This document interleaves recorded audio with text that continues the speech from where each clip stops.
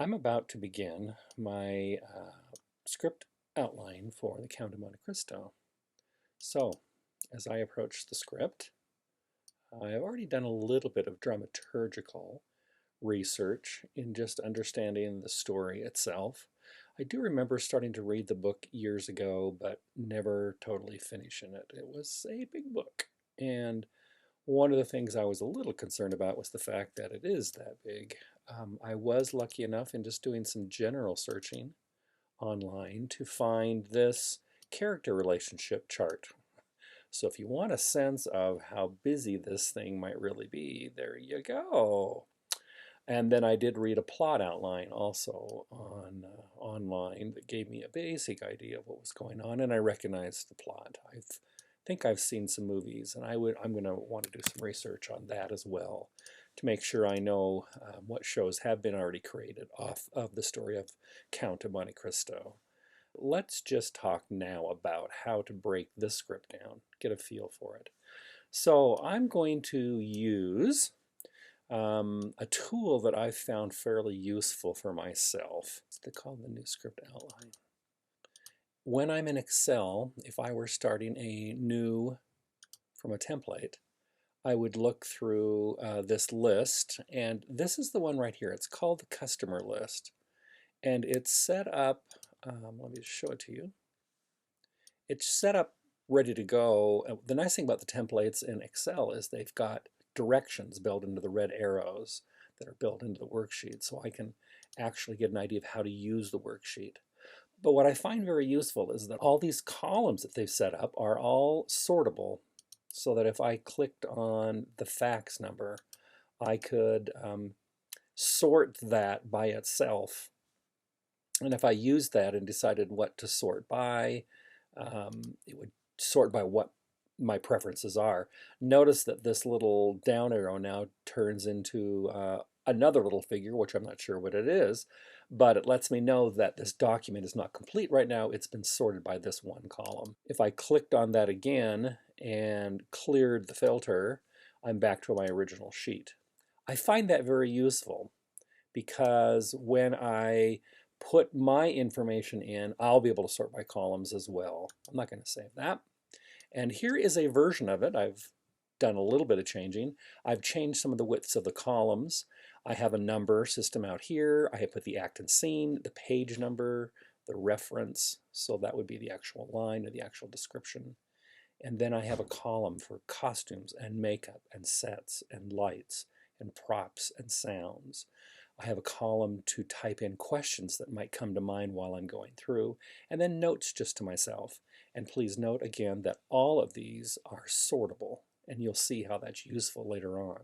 So I'm going to just start by putting in the title of the play.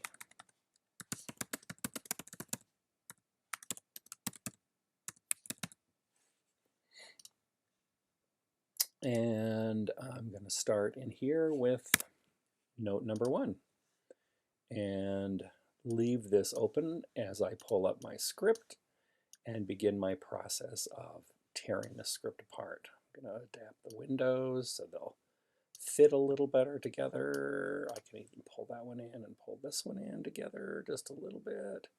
Okay, that'll help them just live on the same screen together. Okay, so prologue. I'm on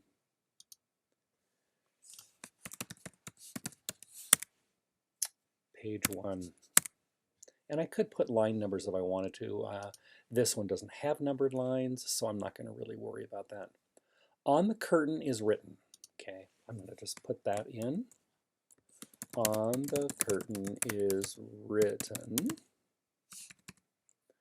And this seems to be a set, and lights would be obviously involved in this too, but I'm going to say at curtain, question mark, because I'm not sure what they mean. The curtain is written, but does that mean there's an at curtain?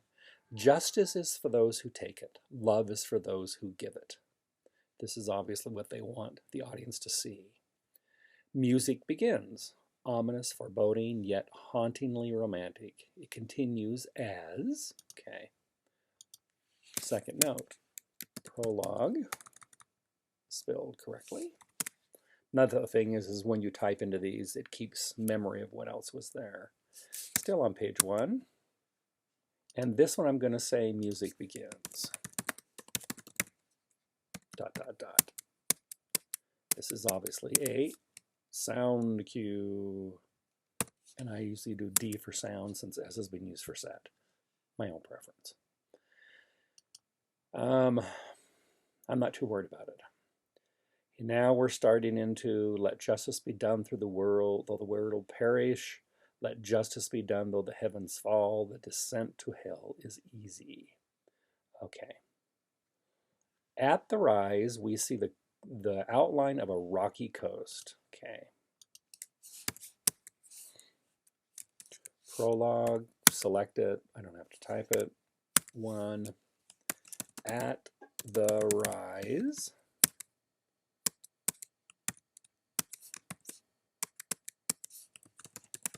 Curtain going up. Okay, still no notes for myself that I'm worried about. Well, actually I am. Okay. So I'm going to have a note on there would be an orchestra warming period, question mark. Pretty sure that's going to happen. Okay, I'm going to tab it over to note number 4. Okay, prologue, select that. Page 1, at the rise, we see the outline of a rocky coast. Now, note something. Since this is a PDF, select this much of it, copy it, and bring it over. And ... because this is continuous of a discussion. The rise of a rocky coast. The one problem with this paste in is that it broke it up into several lines. So I'm going to X that, insert it back where I wanted it, against it. Okay. So whether or not that was worth my time pasting it in, I could have typed that probably as fast as it took to do that. The outline of a coast. Okay, this is definitely sets and lights. We haven't seen characters or anything like that. Sounds already been acknowledged of what's going on, but I have to decide the outline of a rocky coast, waves crashing against it. I'm going to make a note here. Is this film projection? Question mark. We seem to be very, very cinematic here. Okay, bleeding through slowly at first is the silhouette of Napoleon. Recognizable with his bicorn and hand thrust into his coat. Okay, I want all that. We're still prologue. Whoops. 1 and... Okay, now, if I paste it here, it jumps lines. If I paste it here, it should not. Let's see if that works. It did work. So, paste it in this line, not in this line, and it won't jump ship. This is a strong costume note. It's a description of him. But it also affects bleeding through, so it affects sets and lights. So I'm going to put down scrim.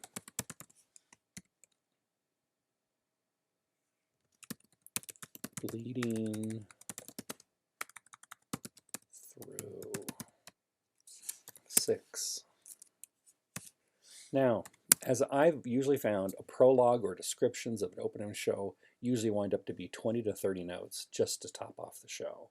The rest of the show won't be that thorough, I hope, in what it's going to talk about. But archetypal, recognizable, the bicorn hat, this is all costume notes.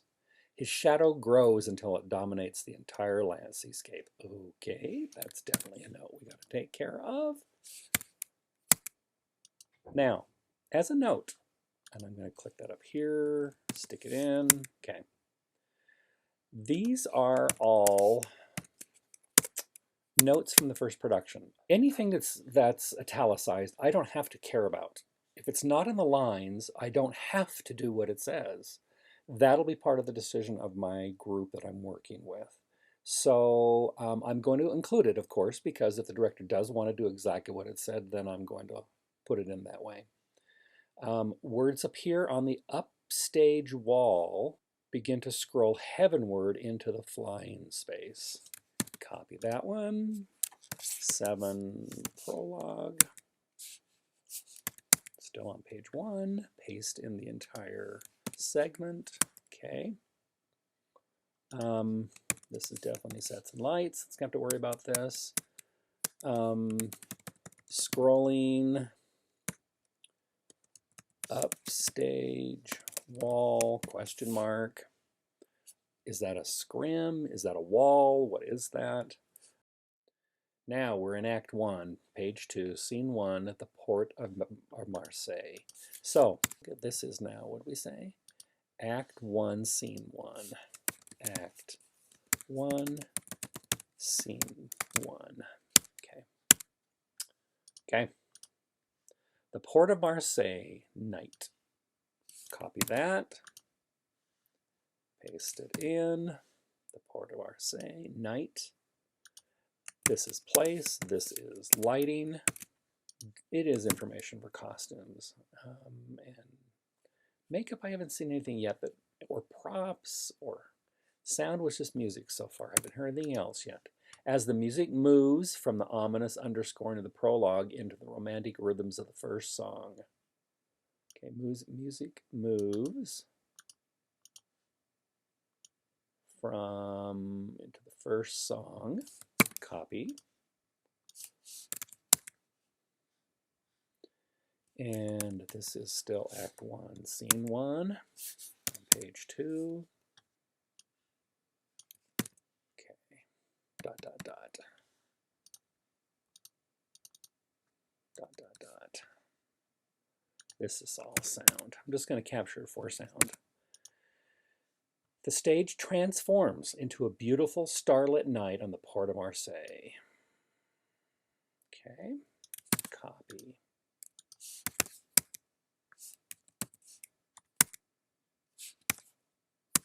Now, instead of this, I could just do ditto marks all the way down that too. But if I ever pulled one of those notes separately, which you see might happen, because if I suddenly sorted just the question column, these are the two only lines that will pop up so far because there's nothing else down here. And I want to make sure I know where they are so the ditto marks won't necessarily work if those weren't consecutive scenes. Does that make sense? So it's important that each line has its own information. Okay, Act 1, Scene 1 in the... Okay, there we go. The stage transforms into a beautiful starlit night in the port of Marseille.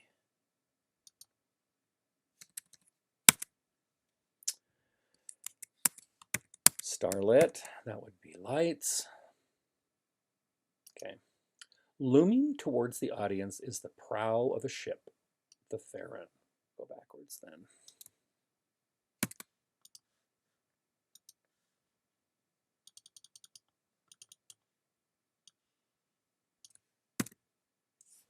Towards the audience is the prow of a ship, the Pharon, with 2 young lovers embracing in the crow's nest. Okay. All right. Okay. Song number 1, When Love is True. Now, this is kind of important in a musical. So while it may not necessarily be something that the set has to be aware of, I'm going to just put it in so that we have our sound cues, and over here I'm just gonna let myself know that I'm in the first song, and that's important to lights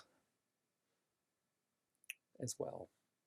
Okay, probably won't affect the sets necessarily, but I do want to keep track of which songs are in which location when I'm trying to support a musical.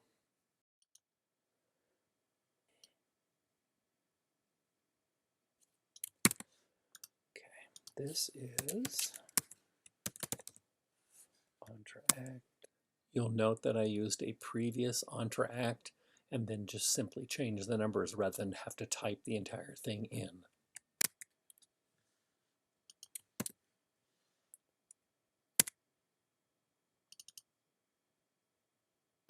You can see from what I'm doing here and previous notes that I italicize lines so I can distinguish those from stage directions.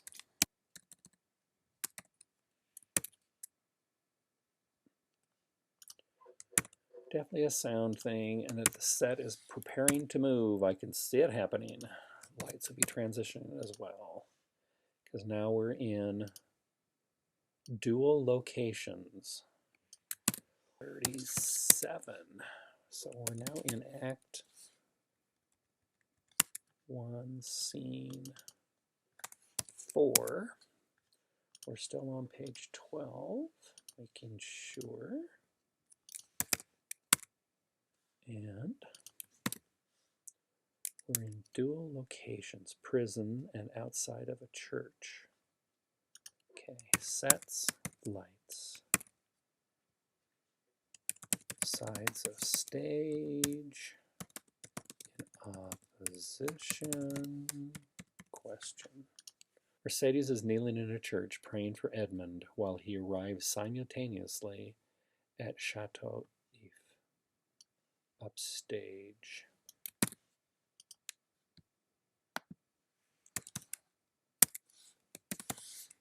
Scene 4.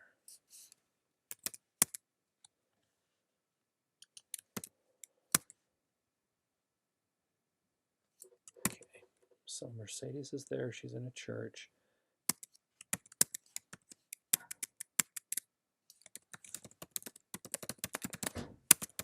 Mercedes, oops, spelled that one right.